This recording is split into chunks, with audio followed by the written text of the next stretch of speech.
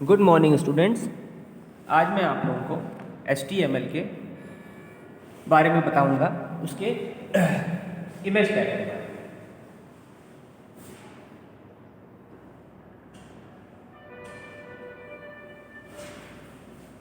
इससे पहले की वीडियो में आपको ऑर्डर्ड लिस्ट और अनऑर्डर्ड लिस्ट के बारे में बताया था, ठीक है, उनका प्रैक्टिकल वीडियो भी दिखाया था।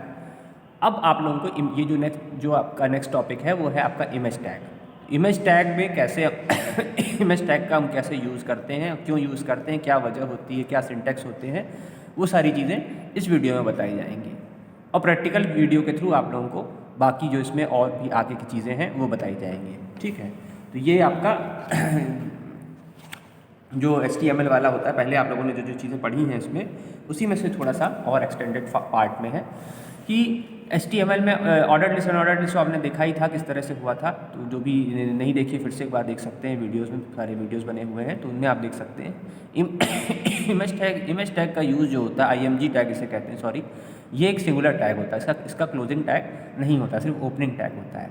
इस टैग में हम लोग, इस टैग से अगर हमें कहीं हमने कोई वेब पेज क्रिएट किया है तो उस वेब पेज को क्रिएट करने में बहुत जगह पे हमको इमेज को भी इंट्रोड्यूस करना होता है। मतलब हमको इंट्रोड्यूस करने का मतलब यहाँ पर ये है कि हमको अपने वेब पेज पे बहुत जगह पे इमेज लगानी होती है। आप लोगों ने देखा होगा, जो भी वेबसाइट्स आप लोग देखते हैं या जो भी चीज़ें देखते हैं उसमें देखते हैं कि बहुत जगह पे उसमें इमेजेस लगी होती हैं अलग अलग। तो वो इमेजेस HTML में कोड नहीं की जाती हैं, वो इमेजेस को डायरेक्टली इस इमेज टैग का यूज़ करके उसमें इंसर्ट कर लिया जाता है, ठीक है। ऐसा नहीं कि उनका कोड के थ्रू हमने उस इमेज को जनरेट किया है, वो इमेज फ़ोटो है, वो कैमरे से खींची हुई है, उनको हमने उस पेज पर यूज़ कर लिया है, जो पेज हम लोग अपना यूज़ कर कर रहे हैं, मतलब जो हम लोग वेब पेज बना रहे हैं उसमें हमने उनको यूज़ कर लिया है, कोई भी हो, ठीक है। तो ये जो ये IMG टैग होता है, इसी का इसका यही यूज़ होता है। इसका यूज़ करके हम कोई भी इमेज जो है अपने प्रोग्राम, अपने कोड के अंदर जो हम उसका HTML कोड लिखेंगे, जो वेब पेज क्रिएट करेंगे, उसमें हम यूज़ कर सकते हैं। वेब पेज कैसे क्रिएट करते हैं मैंने आप लोग को बताया था कि नोटपैड में उसका कोड टाइप किया जाता है, उसके बाद उसको सेव किया जाता है, उसके बाद फिर से उसी नोटपैड वाले पेज को फिर से सेव करते हैं .html लगाकर। वो नोटपैड वाला पेज जब हम दूसरी बार सेव करते हैं सेव एज से जाके, तो वो वेब पेज बन जाता है। तो उसमें भी अगर हमें इमेज इंसर्ट करना हो अपने वेब पेज में तो उसके लिए IMG टैग का यूज़ करते हैं। लेकिन एक सबसे ज़रूरी बात कि जब भी हम इमेज इंसर्ट करेंगे, ठीक है, तो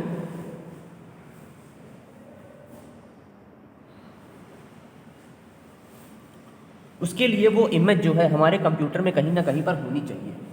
हमारे कंप्यूटर में चाहे हम नेट से डाउनलोड करके उसको सेव करें, चाहे हम कहीं से कैमरे से खींच के सेव करें, वो इमेज हमारे कंप्यूटर के अंदर होनी चाहिए। अगर वो हमारे कंप्यूटर के अंदर नहीं है तो वो जो इमेज है वो सेव नहीं होगी, वो उस वेब पेज पे नहीं लगेगी, ठीक है। इसका जो टैग होता है वो यही होता है, इमेज फिर स्पेस SRC का मतलब होता है सोर्स, ठीक है। फिर वो जहाँ पर भी वो इमेज होगी उसका सोर्स लिखना पड़ेगा, ठीक है। जिस भी ड्राइव में होगी, जहाँ पर भी होगी, उसका सोर्स वहाँ, जैसे जब हम, अगर मान लो हमारी इमेज कहीं पड़ी हुई डाउनलोड्स के अंदर पड़ी होगी, तो मान लो जहाँ इमेज पड़ी हुई है उसके ऊपर ऊपर ऊपर देखो, टैब में देखो तो उसमें बताता है कि लिखा होगा माई कंप्यूटर डाउनलोड्स, फिर इमेज का नाम। तो इस इमेज को ओपन करके उस इमेज के उस पूरे लिंक को कॉपी करते हैं। कॉपी करके जैसे हमने यहाँ पर लिखा है pic1.jpeg, वैसे लाकर यहाँ पर पेस्ट कर दिया जाता है डबल कोट्स के अंदर, तभी वो इमेज जो है वो अपने आप से इंसर्ट हो जाती है, ठीक है। होता कैसे है ये आपको प्रैक्टिकल वीडियो में समझ में आएगा, इसमें ऐसे बोर्ड पे देखने में नहीं समझ में आता है। बोर्ड में तो थोड़ा सा थ्योरी उसकी बता दे रहे हैं, बाकी तो प्रैक्टिकल वीडियो के थ्रू ही एक्सप्लेन होगा कि ये किस तरीके से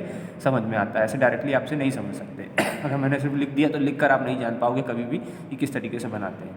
जब प्रैक्टिकल वीडियो इसका बनाएंगे नेक्स्ट जब भी, तो उसमें आपको समझ में आ जाएगा किस तरीके से ये इमेज होती है, किस तरह से इंसर्ट होती है। इसी में हम चाहें तो थोड़ा बहुत उसकी वो भी कर सकते हैं, साइज़ और हाइट ऑफ इट को भी हम अपने हिसाब से एडजस्ट कर सकते हैं, ठीक है। उसके लिए भी इसमें अलग अलग टैग होते हैं।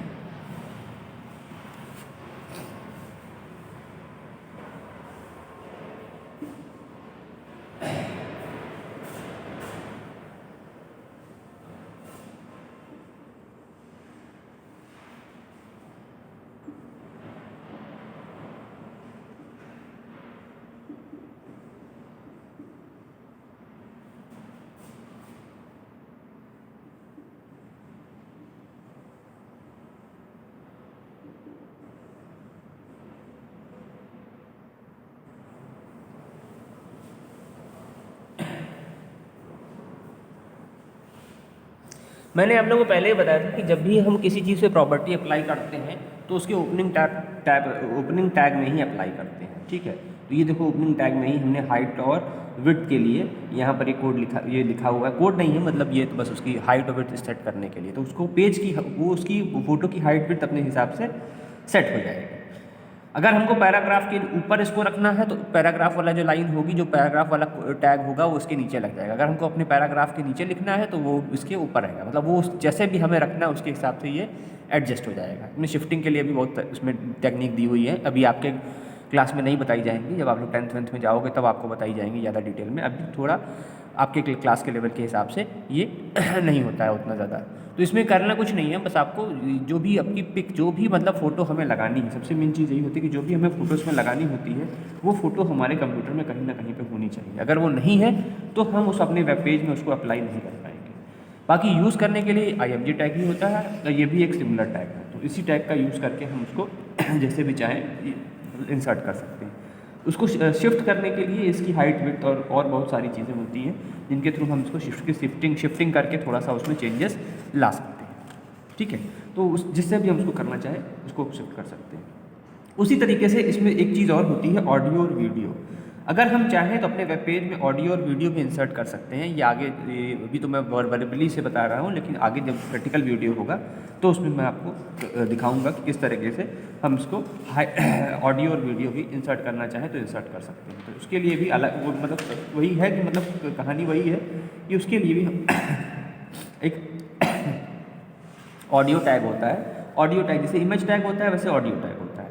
तो ऑडियो टैग का सेम उसी तरीके से वही चीज़ है कि सेम उसी उसका यूज़ करके हम उस टैग का यूज़ करके इसको जैसे भी रखना चाहें, जैसे इमेज टैग का यूज़ करके हम इमेज सेट कर लेते हैं, वैसे ऑडियो टैग का यूज़ करके हम ऑडियो भी सेट कर सकते हैं।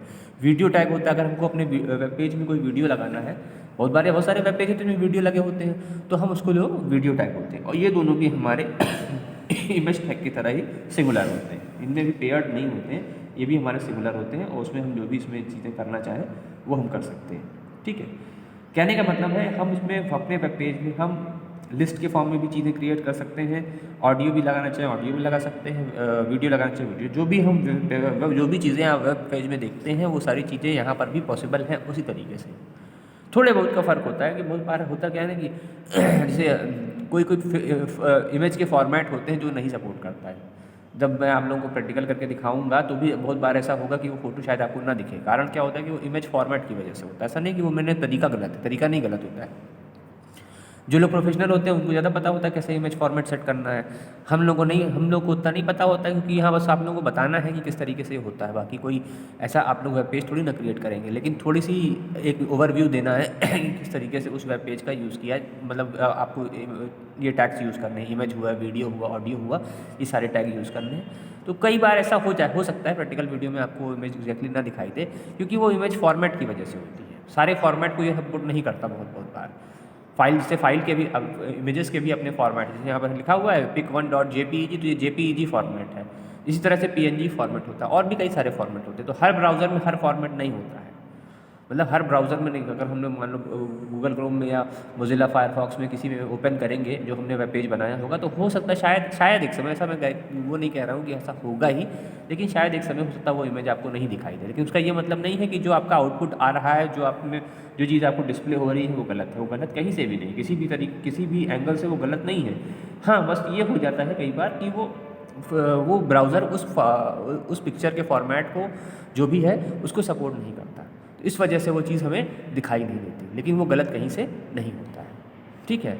तो ये थोड़ा सा देखने में भी आपको डिफ़िकल्ट लगेगा, लेकिन इतना डिफ़िकल्ट होता नहीं है, बहुत ज़्यादा ऐसा डिफ़िकल्ट नहीं है। जैसे पहले के वेब पेज क्रिएट होते हैं वैसे ये भी क्रिएट होता है, कोई बहुत मुश्किल नहीं होता है। बस इसको यूज़ करने का थोड़ा तरीका आना तो चाहिए, तो बस वही चीज़ें बताई जा रही हैं। बाकी तो जब प्रैक्टिकल वीडियो होगा तो उससे आपको बहुत क्लियर हो जाएगा कि किस तरीके से इसको हम यूज़ कर सकते हैं ईजिली। बहुत मुश्किल ये चीज़ ऐसी नहीं है कि बहुत ज़्यादा मुश्किल है कि आपको समझ में नहीं आएगी, समझ में आ जाती है, क्योंकि एक सिंगुलर टैग है, कोई ऐसा पेयर टैग भी नहीं है, तो वो अपने हिसाब से आप उसे यूज़ कर सकते हैं। शुरू में थोड़ी सी, क्योंकि नया कॉन्सेप्ट है, थोड़ा सा तो दिक्कत करेगा, लेकिन ऐसा नहीं कि बहुत ज़्यादा आपको दिक्कत करेगा, तो आप समझ सकते हैं इसे, कोई बहुत मुश्किल चीज़ नहीं है। बाकी हाँ, वर्बली समझना ज़रा मुश्किल है, प्रैक्टिकल वीडियो के थ्रू आपको ईजिली समझ में आ जाएगा कि क्या चीज़ें हैं।